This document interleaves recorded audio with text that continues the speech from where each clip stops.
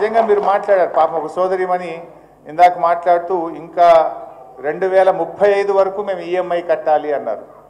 నువ్వు ఇల్లు కూలగొడితే ఆ ఈఎంఐ ఎక్కడ కట్టాలి, కొత్త ఇల్లు కిరాయికి తీసుకొని ఎక్కడ బతకాలి, ఆ కుటుంబం ఏమవుతుంది?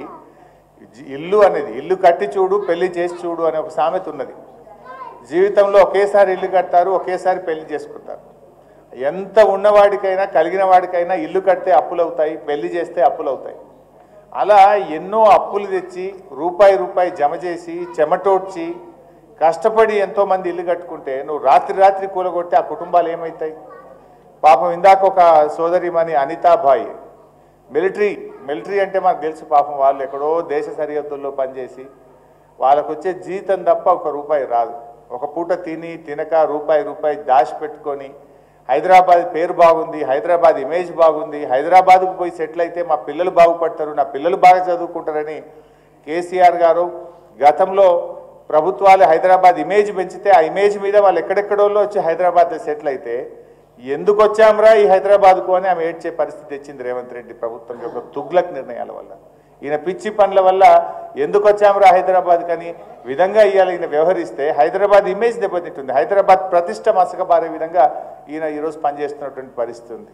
పాపం ఆవిడ ఎల్ఐసి లోన్ తీసుకున్నామని నేనే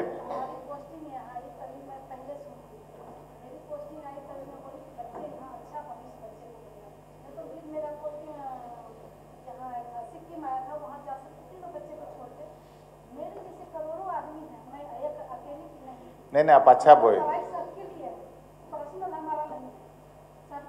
आप सबके लिए पूछ रहे, आपके लिए नहीं, समझ गए? आप मिलिट्री के हैं ना, पूरा देश के लिए सोचते जैसा आप भी सबके लिए सोच रहे.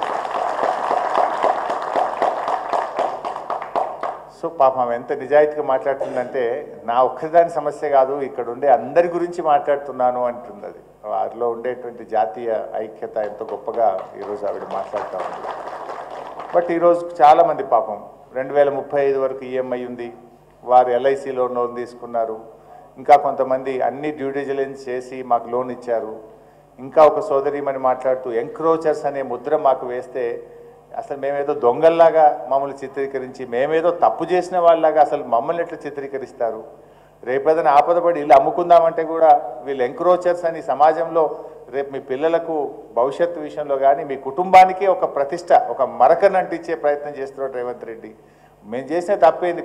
ఎవరో ప్లాట్ అమ్మితే కొన్నాము, గవర్నమెంట్కి అప్లై చేసి ఫీజు కట్టి పర్మిషన్ తీసుకున్నాము, ఇల్లు లోన్ తెచ్చి కట్టుకున్నాము, ఎలక్ట్రిసిటీ కనెక్షన్ వాటర్ కనెక్షన్ తీసుకొని నెల కడుతున్నాము, సంవత్సరానికి ప్రాపర్టీ ట్యాక్స్ కడుతున్నాము.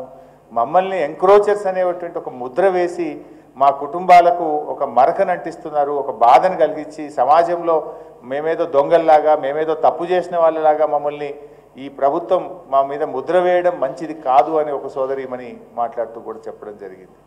ఇవన్నీ నిజంగా చాలా బాధాకరం. అంటే ఒక ఇమ్మెచ్యూర్ డెసిషన్ ముఖ్యమంత్రిగా ఆయన అనాలోచితంగా చేసేటువంటిది. ఇప్పుడు ముందేమో నాలాలో ఉన్న వాళ్ళని కూలగొడతాం, తర్వాత బఫర్ వాళ్ళ దగ్గరికి వస్తాం అంటే ఒక తలా తోకలేని విధంగా చేస్తూ ఉన్నాడు. నిజంగా నువ్వు డెవలప్ చేయదలుచుకుంటే చెయ్యి, కానీ ఈ పేదలు ఉసురు పోసుకొని చేయాల్సిన అవసరం లేదు, బఫర్లోకి పోవాల్సిన అవసరం లేదు. నువ్వు చెరువు వితిన్ దాంట్లో చేసే ప్రయత్నం చేయి. ఐ డిమాండ్ రేవంత్ రెడ్డి, దయచేసి మీరు అఖిలపక్షం పిలవండి, అన్ని రాజకీయ పార్టీలను పిలిచి మాట్లాడిన తర్వాతనే మూసీ మీద ముందుకు పోవాలని చెప్పి నేను రేవంత్ రెడ్డి గారి ప్రభుత్వాన్ని డిమాండ్ చేస్తూ ఉన్నా. రాష్ట్రంలో అందరి ఒపీనియన్స్ తీసుకో. డెవలప్మెంట్ చేయడానికి ఇంకా చాలా ఇష్యూస్ ఉన్నాయి మనకు చేయడానికి. ఇలా కేసీఆర్ గారు ఉంటే హైదరాబాద్లో ఎన్నో ఫ్లైఓవర్స్ కట్టినారు, అండర్ పాస్లు కట్టినారు, ఐటీ తీసుకొచ్చారు, ఇండస్ట్రీ తీసుకొచ్చారు, మంచినీటి సమస్య పరిష్కరించారు, కరెంటు సమస్య పరిష్కరించారు, సీసీ కెమెరాలు పెట్టారు, లా అండ్ ఆర్డర్ బాగా తెచ్చి ప్రజలకు రక్షణ కల్పించారు, ఎస్టీపీలు కట్టి మూసీని శుద్ధి చేసి స్వచ్ఛమైన నీళ్లు మూసీలో వెళ్ళే విధంగా చేశారు. కానీ ప్రజల్ని నొప్పించే ప్రయత్నం చేయొద్దు కదా.